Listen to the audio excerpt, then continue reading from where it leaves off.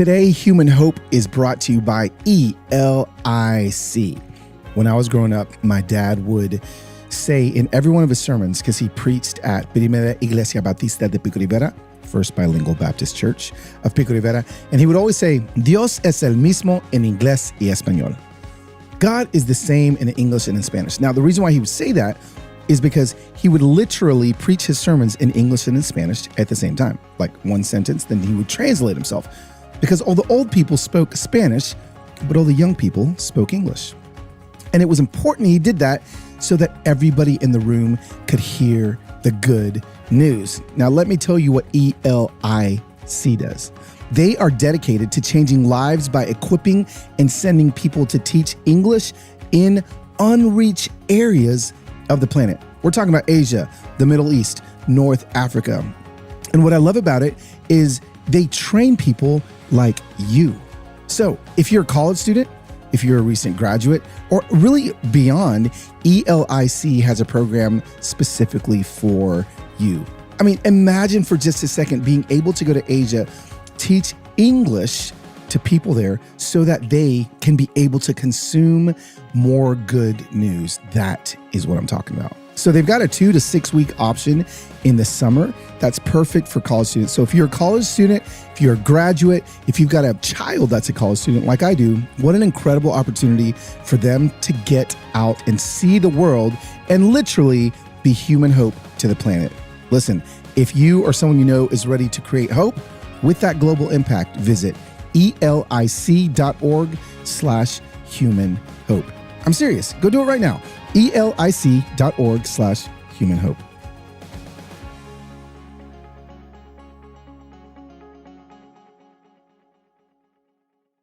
Heather, we are sitting with some of our best friends on planet Earth. Via the internet. No, they're not our internet best friends. Oh, you're right. I mean, we're not sitting we're not sitting with them. No, I'm looking at them Yes, on a computer screen on a MacBook Air. Somewhere in the bowels of South Atlanta, have our two friends, Blake and Allie Bergstrom. Will you just say hello to the Human Hope listeners? We are thrilled that you guys would have us.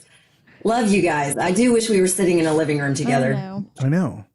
I do too. Blake? I want to say hi because I've been a part of this Insta Familia for a long time, and I love all y'all folks. I love the way you love Carlos and Heather and their whole crew and their dogs and their birds, their whole story, And their bees. their bees, the whole Yep, story. Yeah, so we love all y'all. Thanks for having us today, Carlos. Absolutely. We chose you.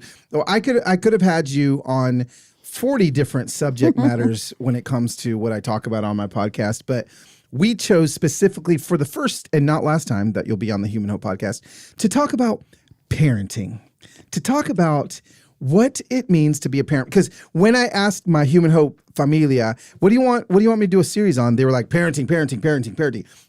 And it was like 1,000 questions about parenting. And so neither yourselves nor ourselves are parenting experts, but we have parented together for a long time, which I think is something that we all can just kind of, chat about for a little bit. So let me do this. Let me kind of throw the softball your way, and both of you can answer this in however you feel. But talk to us about what raising your kids cross-pollinated with us raising our kids has been like for you. Like let's just kind of tell a little bit of our story about their kids. Talk about your kids. How many kids do you have? Oh yeah, sure. That's really important in the parenting. Yeah, I was going to get there, but you can go ahead and take over. Sorry. So we have 4 daughters, Madison, Mariah, Montana, Mercy. And those girls are all incredibly close with especially your 2 oldest. Right. Or Losiah. Losiah was also, yeah. But the way that we have cross-pollinated, I'll never forget a story of going to McDonald's with Losiah. And he was probably, how old was he? Probably like 4, maybe. Yeah, 4 or 5 years old. He was itty. Yeah. And we walked in and there was a homeless guy that was sitting there and he was so hungry. I don't know this story. Yes, you do. and he didn't have any money. He was sitting there wanting to eat food, and so Losiah asked me, "Will you feed him? Can we get him something?" And he said he has $1 in his pocket, and he gave me his dollar. And I'm like, Losiah, whatever you want. And so we went up and got him some food, and I'll never forget Losiah watching him eat and we sat beside him. And yeah, I'm getting emotional, man. Wow. I've never heard that story in my entire life. Ever. Yeah. Now, probably listen, let's be fair. Probably when Losiah was 4 years old, you may have told me that story, and I was in no way, shape, or form healthy enough to even recall. So, Yeah, beautiful. That is beautiful. Wow. That is sweet. So, but we have so many stories together. Yeah, we cross-pollinated because you guys were on staff at a church that we were going to attend. Allie, you actually went. We didn't really know each other. We met each other maybe once or twice at a party, but you actually went and picked out our condo that we were going to rent. Oh, yes. She went and checked it out for Brandy. us. Yeah. And then, that first date we pulled in and there were all these people here and you're like unpacking my underwear drawer. And I'm like, I guess we're like friends. We're in. We're in because they're unloading and all your kids were there serving. And I would say for me, your kids, that is like they are. You ask them to do something and they are 100% in, whether that's tornado, whether that's celebrating a party, whatever it is, like your kids are, I'm there to do it. Yeah, no, it's so I do remember that too. And I remember, I guess how old would Madison have been in that? How old was Maddie? She's now 26. 26. But when we first met, how old was she when you guys moved here or to Nashville? 2009. Probably 13 or 14, maybe. Okay. Yeah, that's about right. Yeah. I remember too moving in our little condo and walking in, seeing all these little girls, and I was like, who are these little girls just running around and then my girls were like enamored by yours, and so began the beginning of watching our kids literally become sisters. Yeah. We have watched our kids do gymnastics in our front yard for hours. Every time Taylor Swift cut an album, we were memorizing it together. Yeah, and doing all together. The dances. Yeah, and all the wardrobe changes. All the fighting, all the arguing. There's lots of fighting. All the fights. All the phone calls. Drama. Yeah. The teenager girls. And now, now we find ourselves, I had the honor of standing at the end of the aisle as you walk down one of your beautiful daughters, and it got the opportunity to marry them. And, it just is... when Montana, when they called me to ask if I would marry, I just remember I was by myself in a hotel parking lot in a rental car and just weeping, bawling. I just remember going God is so good, it's. Let's go here for a second. I feel like a lot of people. And I think maybe rightfully so, because there's some respects of it, but they mourn their kids getting older. They mourn, moving out of the, little princess, world into adulthood. I kind of although there are things to mourn, talk to us about the blessings of seeing your daughters grow up and where you find yourself now. Because a lot of the people that are listening to this podcast are probably thinking they either have toddlers or they're in the throes of teenageville and they're like, oh my gosh, this is miserable. Are they ever going to talk to us about the beauty that you guys find yourself in this current season? Yeah. So our baby is 20 and all of our girls are adults. They're full blown. 3 of them are married. We've got grandkids, 3. That is so crazy. Yeah. And now, to know our kids enjoy being around us and we really enjoy being around them. We are friends. Yeah. We're still parents. I don't think you ever really stop parenting. It's just very different, but we love spending time with our kids and they love to spend time with us, which is such a huge blessing. How did that happen? How did that That's happen? what people are listening. People are going like, I want that. I want that. How can I get my kids to want to be with me? I think, can I say, never once did we hang out where our kids weren't there. Like, never once did we like separate ourselves from our kids. It literally was always family. Literally, the It only was time we always- ever did was a month ago, and our kids were so Exactly. jealous. They were so mad that we didn't take them on vacation with us. But Yes. that's our relation. Like, you guys, whatever you did, whether it was serving, whether it was in the church, whether it was work in Blake used to have a woodworking shop. Your kids were a part. They were always there. They were always active. They were always there, you know? And so I think that translates into adulthood, because you've always had friendship, even though you're parenting, you know, when they were home, they were always a part. So of course, naturally, they still want that. Yeah. What do you guys say? So we're both homeschooling parents. And so when we made that decision, I was the youth pastor, and I remember going to the schools and being overwhelmed with the fact that there were 17 adult voices in a kid's life per day. And this was like 20 years ago. And I remember thinking, oh my gosh, so how can my voice stand out amongst the thick surrounding crowd of coaches and coaches and teachers and all the voices they hear every day? And I wanted my voice to be stronger than that. And so Allie felt called to be a homeschooling mom.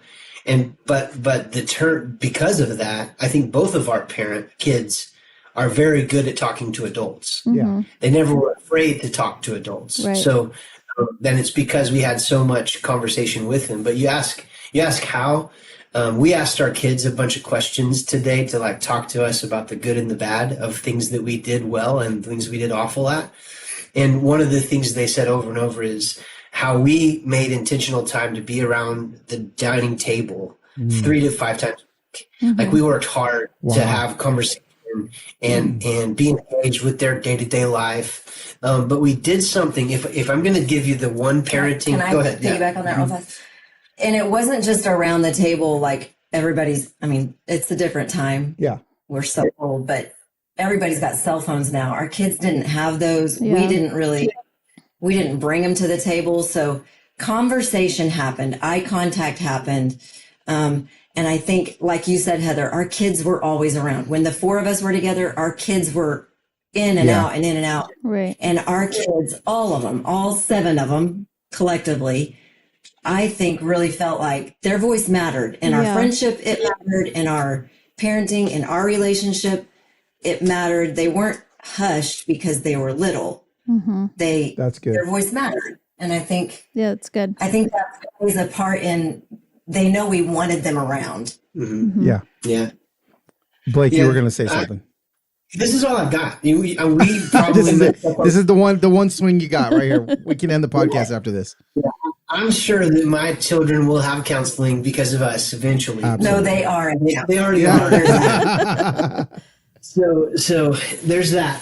But I will say that if there's one thing that I'm proud of, I'll never forget when I was leaving Bible college to go be a pastor. I was having these massive doubts, and I was like, I don't know if I can teach this because I'm not sure I believe it. And I went to my favorite professor and I told him I'm struggling. I think a lot of this is great literature, but I'm not sure if it's true. And I actually struggle, especially with the story of Jonah. And I feel like it's a beautiful literary piece that's like timed perfectly. And I was like, I'm not sure. It sounds like it's fable. He was in a fish for 3 days. And then the whole city of Nineveh came to know the Lord. It's strong. It's a big, beautiful, powerful message, but I'm not sure it's true. So I was telling him that, and he said, Blake, what do you want to be? And I said, well, what do you mean? He goes, what kind of life do you want to have? Like, what kind of person do you want to become is what he was asking me. And I said, well, I don't know. I want to have to be filled with joy and love and kindness and goodness. He goes, that, right there, that. He said, if you'll do that and you'll produce the fruit of the Spirit in your life, you'll be proud of the legacy that you have. Like, just go do that. And I was like, Doc, his name is Doc Reese. Doc, that was worth every penny I paid for this. Right? Thank you. And I left going, I want my life to be built on the fruit of the Spirit. Like what the world's hungry for is gentleness, right? Yeah. Where's that? To be kindness, joy. Right. Who really has joy, right? And so I decided to build everything, every business I've ever built, every ministry I've ever had, but especially every child that I've raised to look like the fruit of the Spirit. And so if there's one thing that I wanted to see, he's a girl dad. Alive in my kids. And so around my dining table, we would regularly say, hey, talk about the fruit that you saw this week. And then Madison would say, well, in mercy to this today, I saw gentleness. Or Mariah would say, well, Mama, in you, I saw peace or gentleness and kindness, right? And we taught them to talk about the fruit that they saw in one another's life 3 to 5 times a week. We would do that. That's good. That's not all we had. And so now the repercussions of that is they long for that. They still come to our house and do that, married with their husbands. When we go on family vacation, they want to do that. But not just that. Here's the best part. Our kids will walk up to anybody and they'll tell, I'm sorry, they'll tell them, hey, I just want you to know that I see the love of God in you. Yeah. And they'll just start telling them like things that they see in them. And so if we've done anything right in parenting, it's them two things. Them learning to listen to the voice of God. Yep. Right? Learning to hear the voice. I think that's our only job as parents. Sure, and that's number good. Number two, with authority, being able to speak on behalf of God. Good. Right? Like being able to say, hey, I think I heard this, felt this, saw this, whatever. I need to tell you this. Dang. And so that's it. We can go home. That's all I got.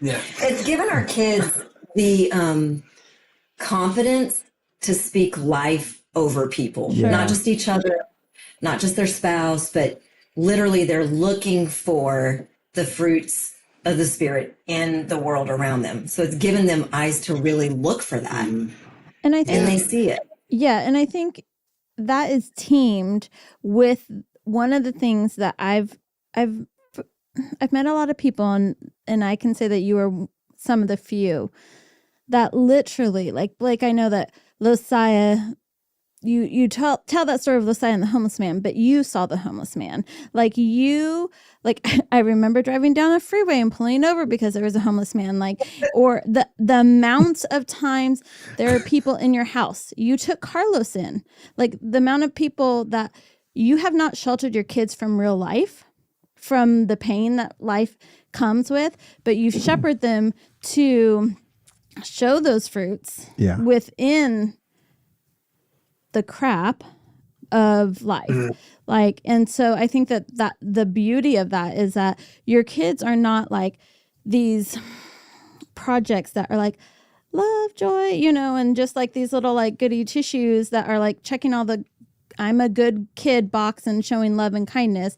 Like they're actually seeing the heartbreak of life and applying it there. And that's the difference. And that you guys have done so well as far as of having a heart that truly sees people and loves people that are probably not the easiest to love.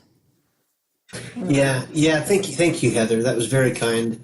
I would like to say we try our hardest to live our life on mission. Now, we have worked on a church staff a lot, but there's been so much church hurt and so much pain at every one of those churches, being fired, immorality, sexual stuff, just gross stuff that my kids have had to see and watch. And so sometimes it's protecting them from the church, but then also seeing our kids defend who we are in the midst of really broken system, right? Them speaking life into us. And I remember I got fired from a church in Colorado, and my daughter Mariah just said, well, that's because Pastor Todd doesn't know who you are, Daddy. She was like sick. I remember here's one of the things that I would also say that is very important in parenting.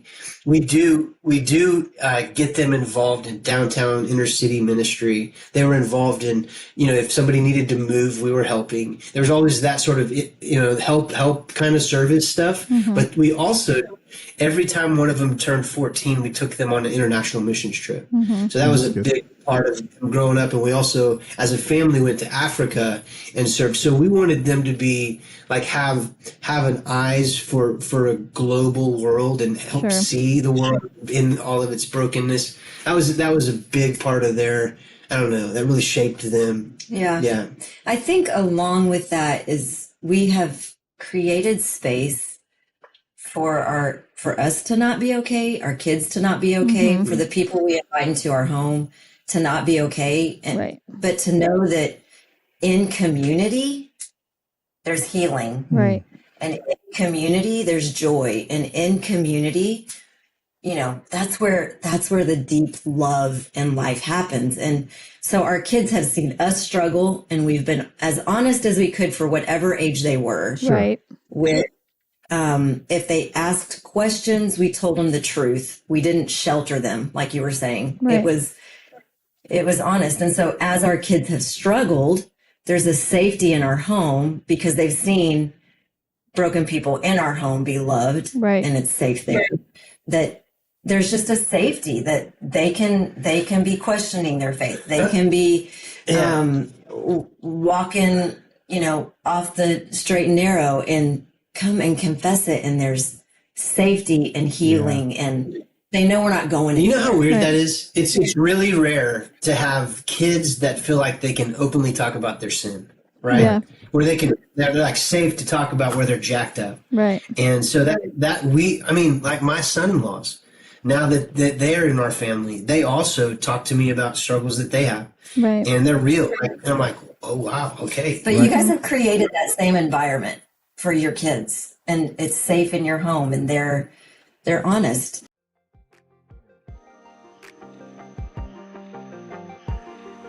This week, Human Hope is partnering with Simple Modern. Y'all, I finally got my tumbler back. My son stole my Simple Modern tumbler, and I got it back. And guess what? When I walk around, people are like, that's a nice tumbler. Wait a second. I don't see that certain logo on it. That's right, because it's not that certain logo. It's not that expensive. It is a great tumbler that keeps my stuff hot or keeps my stuff cold. And in this season, I want everything to stay cold. Simple Modern is a fast-growing company that is one of the top drinkware providers to Target, Walmart, and Amazon. Okay, they're the perfect brand for everything you need this summer because it is hot. But they also have everything you need for back to school. They got backpacks, drinkware, lunch bags, and all your favorite designs.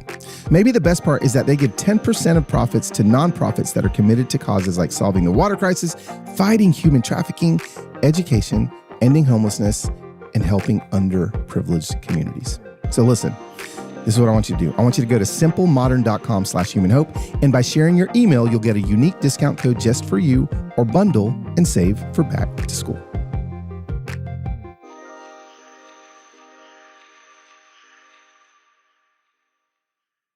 I just think Allie of what was that, like 3, anyways, a period not long ago when one of our kids was not well, but she was literally not well.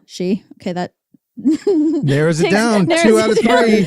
Like literally was not well in front of you guys. And I love that. Like they literally felt safe and loved, where she was breaking down literally at the table that everyone else was around. But we were all there going, okay, like we're in it. Well, you're the same, Heather. Our daughters, when they're hurt, and they're like, I need to call Miss Heather. Yeah. Like they still feel like you're part of, you've been a voice and a mother in their life. Yeah. So Carlos, you've been a dad. That's like deep community, right? Like, yeah. It, I think that hearing you say that you create a safe place for them to not be okay. I'm thinking as a listener going like, okay, how do I do that? How do I create a safe place for my kids? They're only 2 right now. Do I do something now, or do I have to wait until they're 15 and smoking pot? How do I create a safe place for them to feel, again, and for them to feel like they can come to you, but also, you know, how do you create a safe enough space where other people are bringing their struggles into your home while wanting to protect your kids from, you know, because I'm sure a lot of people are like, well, I mean, I don't know, like, can I bring somebody in, and are my kids going to be okay? Like, are they going to be bad influences? Are they going to, you know, talk to us a little bit about that. Well, I think the first question, like, is 2 years old too young? Like, how do you start there? But I think something that we did, y'all, we were babies, having babies. Right. We were 20 and 22. We didn't know what we were doing at In fact, all. I might go ahead and say that for grandparents, you have to admit we are sexy. Yeah. You guys are hot. I'm not gonna lie. Like I'm like hotgrandparents.com. Actually, don't put that in your browser. We're not going to put that website in the show notes, because if you click that, you may see things you don't want to see. That's terrible. Sorry. But like we didn't have tools in our toolbox. Okay. Right. So there was a lot of intense fellowship, as we'll call it, for the kids. And then there was a lot of, hey kids, I am so sorry. Yes. Like the amount of times I had to go to my girls and say, girls, I completely disrespected your dad. And you witnessed that. And I am so sorry. Will you please forgive me? Just teaching kids that it's okay to own when you fail. Yeah. Yeah. That's really you're good. going to fail. Like perfection's not expected. Right. It can't be.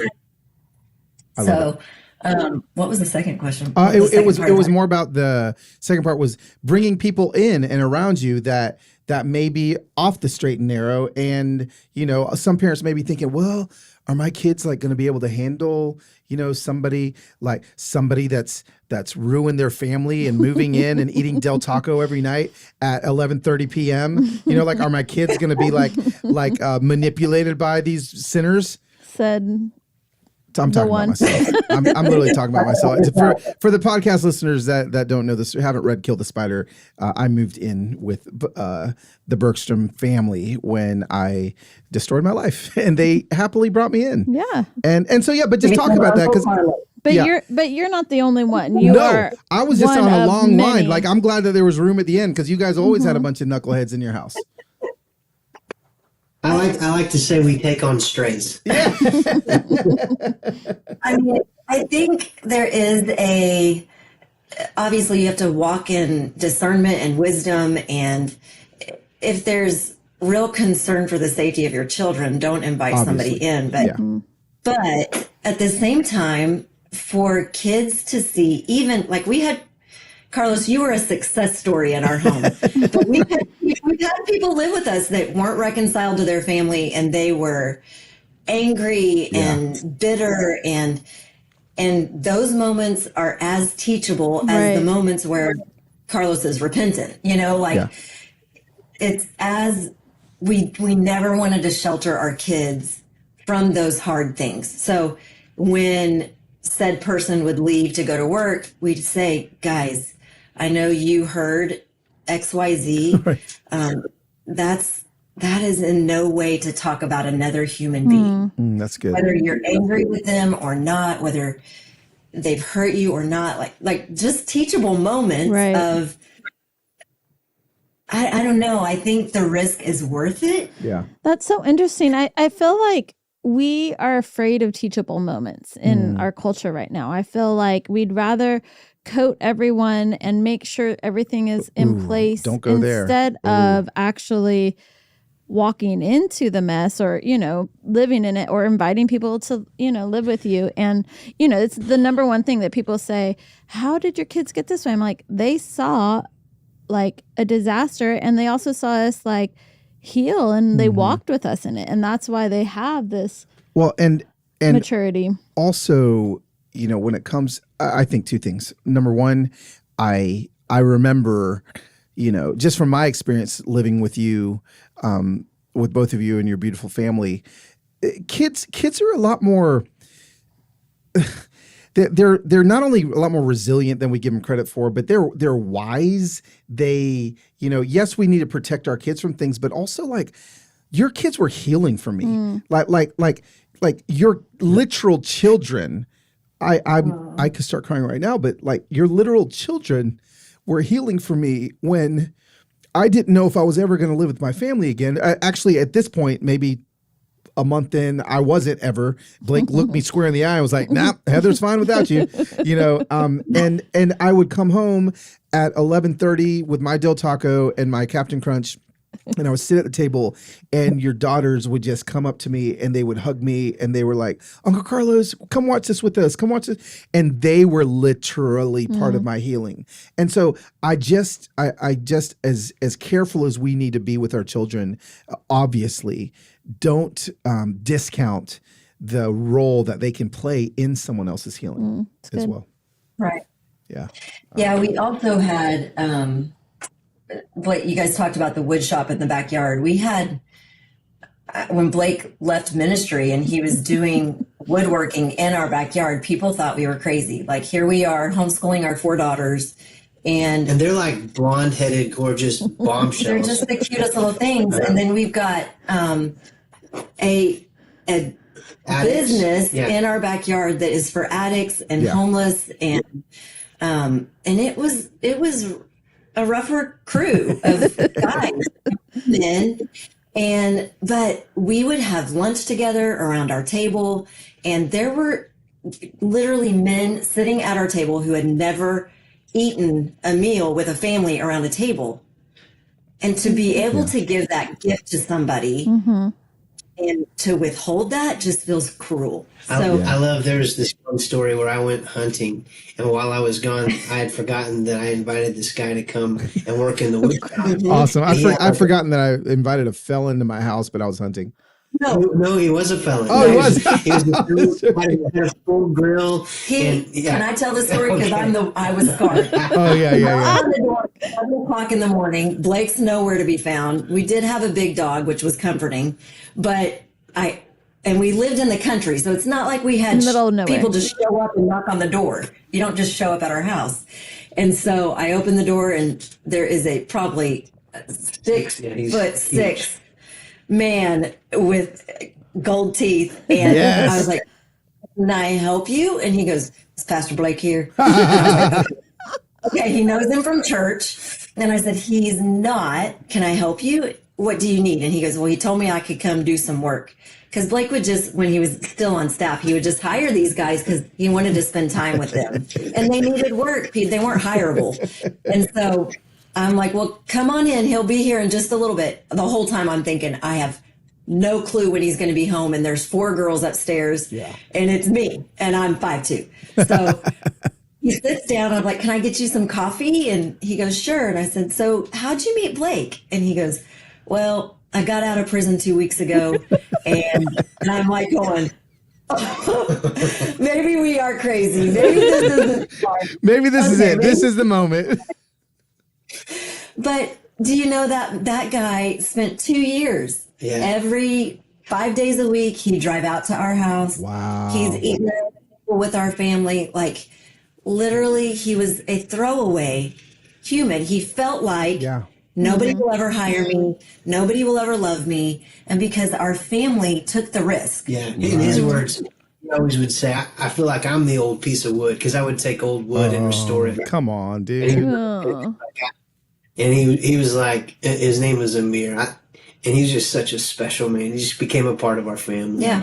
But that's like one story of, I don't know, 10 or 15 that lived in our home and became a part of our business, and my kids, all love them like their family. Yeah. And so there have been a couple times we've invited somebody in, and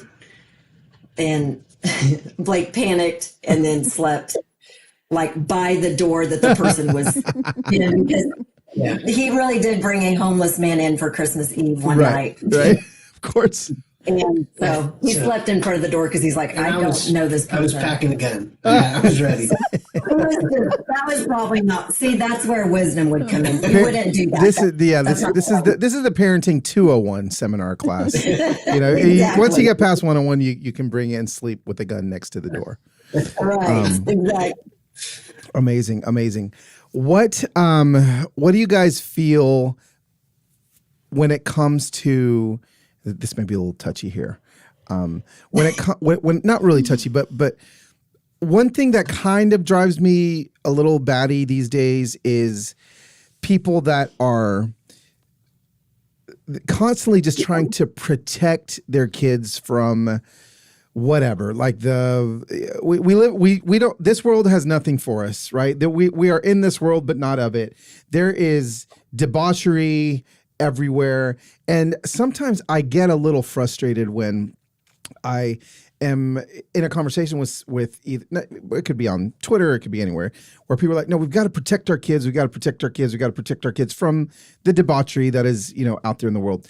Talk to us, and maybe we've kind of leaned into this a little bit, but a little bit about your point of view. And now I'm more talking about like little kids now. Okay. So I want you to put like your toddler hat on, about raising your kids in a morally righteous environment, as morally righteous may be the wrong way to say it, but as you can create for them, yet also not just protecting them from everything, right? So I may be having a hard time getting to the point here.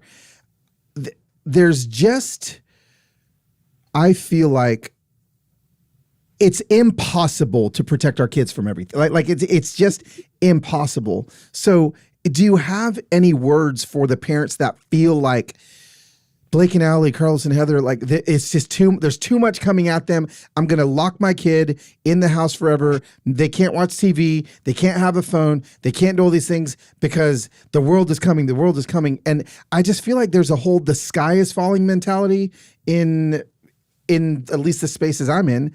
And I'm like, listen, like our kids are going to be okay, but that doesn't really help people in the parenting thing. So I really kind of throw that to Heather, to Blake, to Allie. What do you say to maybe I'm wrong. Maybe we should be protecting our kids from every, image of debauchery that they're going to see. But in my head, I don't know if we can do that. So how do we handle how current culture may be pouring more of that stuff for our kids to see than maybe when we were raising our kids when they were younger? Yeah, I don't think you can't, unless you don't take them to the grocery store. Sure. Like you can turn the TV on, like it's everywhere. So it's impossible. Uh-huh. You can't keep them at home locked up forever.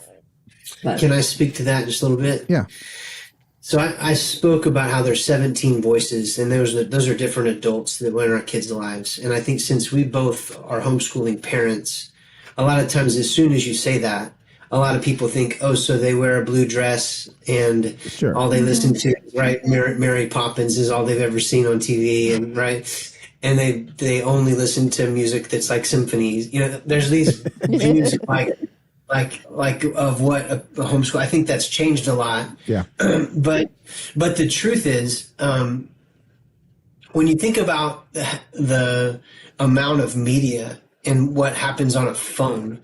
And as a parent, how do you parent through the struggles of how much time a kid should be on a phone, and all the voices and all the movies that, when you say voice, I'm not talking about just adults. I'm talking about the voices of influencers sure. That are found on TikTok and Snapchat, and all the ways that they can be bombarded today.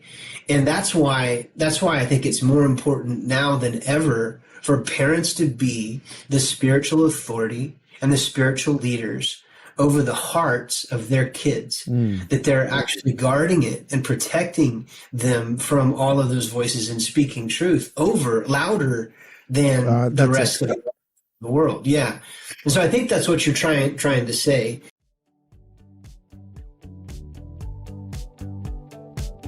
This week, we are once again partnering with Indeed. Is hiring a challenge? Yes, right. Do you love a challenge?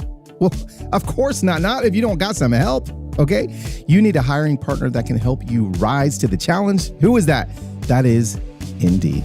Indeed is the hiring platform where you can attract, interview, and hire all in one place. Instead of spending hours on multiple job sites searching for candidates with the right skills, Indeed is a hiring platform that can help you do it all, okay? They streamline hiring with powerful tools that help you find and match candidates. Now listen, here's one of the tools I love. With Instant Match, over 80% of employers get quality candidates whose resume on Indeed matches their job description. Ready for this? The moment they sponsor a job. So, one of the things I love about Indeed is that Indeed helped me find Whitney from Wisconsin, my assistant, who's turned into more than just an assistant. She actually is like my second brain, and I'm so grateful for Indeed. Okay, so even better, Indeed's the only job site where you only pay for applications that meet your must-have requirements, not every single application. So join more than 3 million businesses worldwide that use Indeed to hire great talent fast. Start hiring now with a $75 sponsored job credit to upgrade your job post at Indeed.com/humanhope. Offer good for a limited time. Claim your $75 credit now at Indeed.com/humanhope. Just go to Indeed.com/humanhope and support the show by saying you heard about it on this podcast. Indeed.com/humanhope. Terms and conditions apply. Need to hire? You need Indeed. Yeah, thanks for helping me because I really had a hard time trying to say it. It took a long time. Yeah. Yeah. But like, I think for something that you do so good, and you've done it many times, even in this podcast, is teaching people how to see each other and speak life over each other. And it was interesting. Carlos and I were having a conversation earlier today just about having your children, like it was about technology, but like providing something more exciting than the technology, right? So that they would rather be jumping off a cliff or going kayaking or then being in front of their screen. It was about screen time. And I think that that's something that you guys do well in regards to your kids, that could be applied to this question, is that you speak louder than outside forces. And even when there were outside forces that were speaking or maybe twisted a little bit of your kids at different times, you jumped right in and you're like, nope, nope, nope. And you pressed and it was brutal, but you pressed and you got your children to see themselves again, and I think that that's something that is not done well in our culture. Yeah. One of the things that when we asked our kids today, what were the things we did right, one of the things we did wrong, all of them said, like bedtime, like stories with dad was the highlight of our life. That's so sweet. And so like before they'd go to bed, I usually tried to take some sort of a biblical story or something and tell it with like incredible excitement, joy, and fun. And made the Bible come to life in our kids' lives. So according to them, that's what they said. And that's probably one of their favorite things about growing up. And so I think it's a sin to make the Bible boring. Mm-hmm. And it's parents' job more than anybody else to help them see the life that's found in the Word of God. And so if you make it dull and drudgery and you don't like it, then they won't either. Right. Yeah.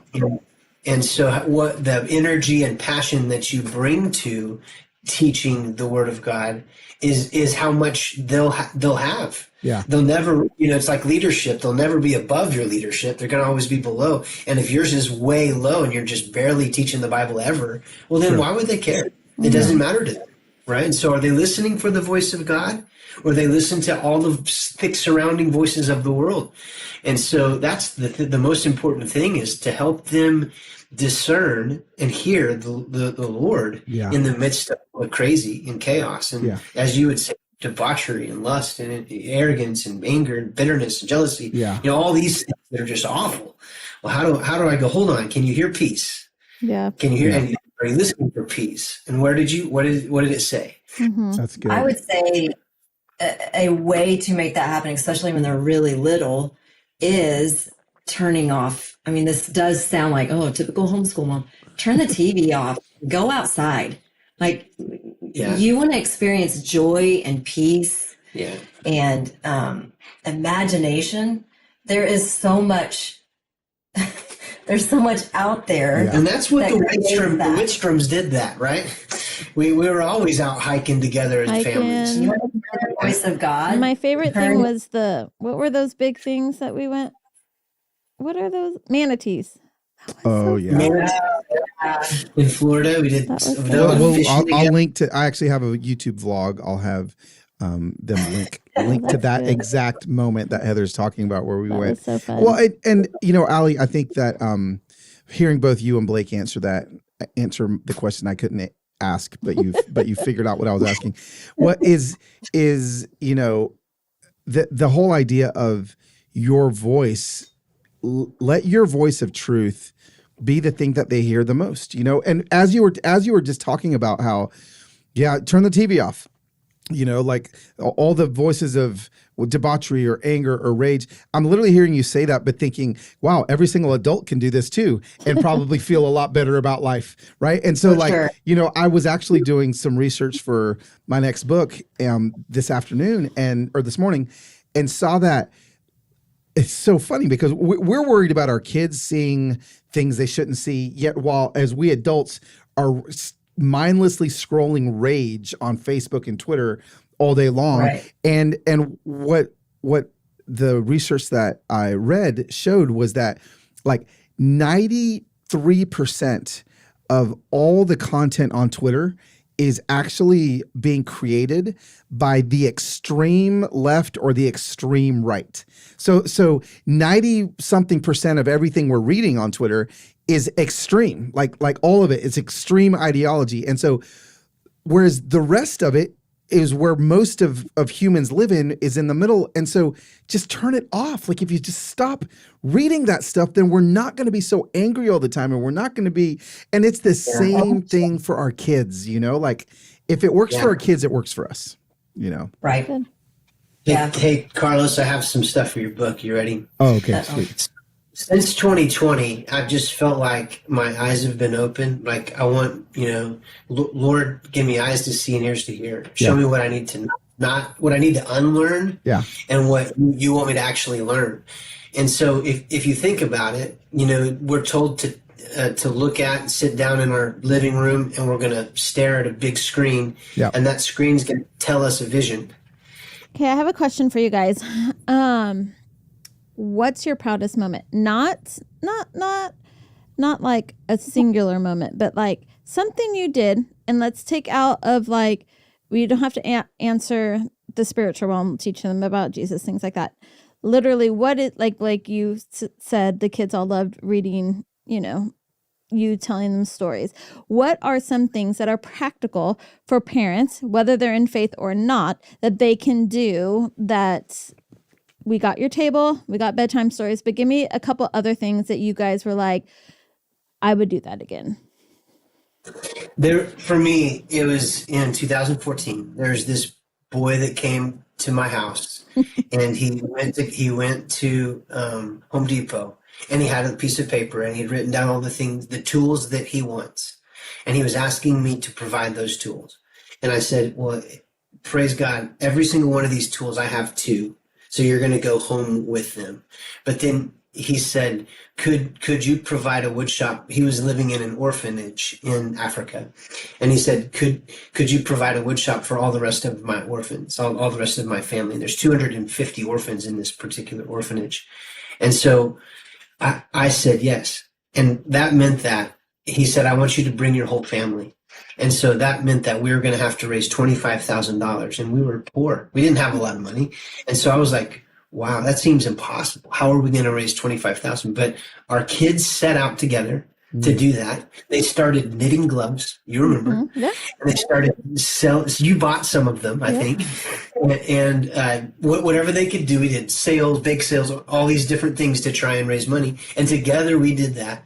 And my probably proudest moment, it was seeing my daughters hold those babies and singing with them and worshiping with them and serving them and cleaning their hair and picking out bugs and like helping them, watching the kids share their meals and how happy they were when they sang and how heaven was on earth in this orphanage. But our family all set out together to do that. And it radically changed us in 14. That was just a very powerful moment of parenting for us. Do you agree? Yeah. Yeah. I think if I have to choose one thing, like that I would do again, is that the question? Sure. I would do It this doesn't have to be one. It could be a couple, whatever. part of the perk of homeschooling, and I think I would have done this even if they were in school, it just would have been a little more challenging, I think, because they come home with so much work and it's like their school day doesn't end. It's all day. But because I had them all day, I worked really hard helping them communicate what they're really feeling, which is funny because I wasn't great at communicating what I really felt, but I tried really hard to help them use their words to communicate what was going on in their heart to each other. Yeah. So when they were upset with one another, like really, I mean, parenting is all about intentionality. So you have to get down on their level and say, okay, Mercy, I want you to tell Montana what she did that hurt you. Mm-hmm. And then Montana, I want you to how does that make you feel? You know, like just sitting in the moment, which takes, feels like when they were little, it felt like, is this season ever going to end? But if you do it when they're young, they're so much better at it when they're teenagers. Yeah. That's a good word. And married. And married. Yeah. Like, and something, and I don't even know, they could need counseling over this, but I would say to them, girls, the way you talk to each other and fight with each other is how you're going to fight with your spouse. Yeah. So you should learn this here Yeah. so that it's not so hard when you're married. That's great. I love it. That's amazing. You two, we love you so much. This has been very helpful, honestly, for me. Like I'm ready to start over. Give me some grandkids so I can start to parent them the way that you just explained. We don't get to parent our grandkids. Oh, you're right. I can just do whatever I want with the grandkids. It's the best. It's the best. That is amazing. Yeah, Well, I will say that a lot of people don't talk about this, Carlos. Now that my kids are all moving out, Mercy's about to be married, and I've had a really hard time with this season, and it's partly because I felt like having kids in my house was the best part of my life, and I'll tell you that at some point you have to look back and go, those were the best years, right? At some point in our lives. And for me, I loved having children in my home. And so it's quiet now, and it's sad. It's been a very long, hard, sad season for me. Allie's like, take the shackles off my feet so I can live. I spent all day, every day for 20 years, right? 6 years answering all the questions. But for me, it's been hard. I just want to prepare you, Carlos. It's actually a lot harder than you think. No, trust me. I know. I've watched you sit despondent and depressed on your sofa. I've seen the pain in your eyes as all your beautiful girls go away. Don't worry. We'll just I know. I'll call you crying, bro. I'll call you crying. Okay. Yeah. Well, I love you guys. Thanks for doing this. Absolutely. We love you too. Hey, Carlos, Heather, you guys are amazing. You're Thank you for favorite. having us. You're a favorite. You're the best.